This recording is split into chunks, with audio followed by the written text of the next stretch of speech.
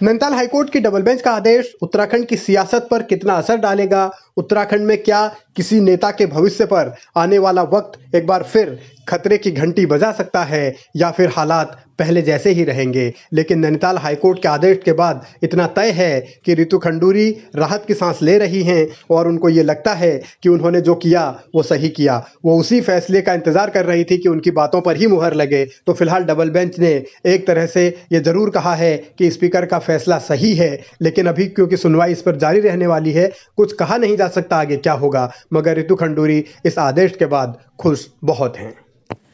आज आप लोग जैसे जानते हैं कि उच्च न्यायालय ने हाई कोर्ट ने माननीय हाई कोर्ट ने हमारे जो स्टे था, जो मैंने डिटर्मिनेशन हमने किया था, उस पर जो स्टे लगा था, आज डबल बेंच पे हम लोग गए थे और डबल बेंच ने उस स्टे को वेकेट किया है।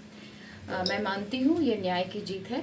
मेरा निर्णय विधानसभा के हित में था, वह सदन की गरिमा को बनाए रखने के लिए था।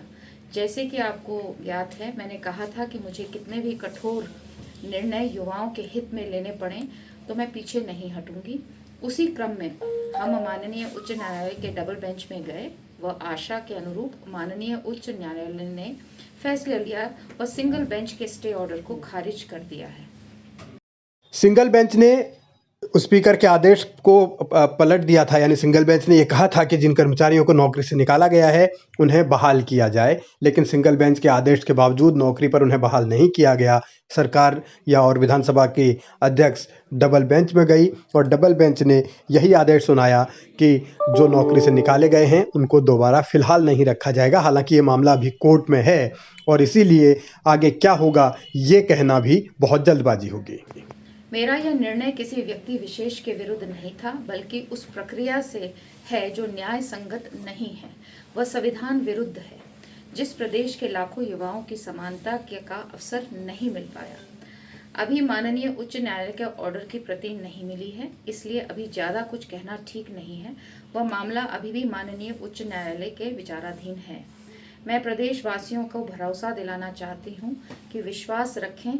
सत्य परेशान हो सकता है, लेकिन पराजित कभी नहीं हो सकता है।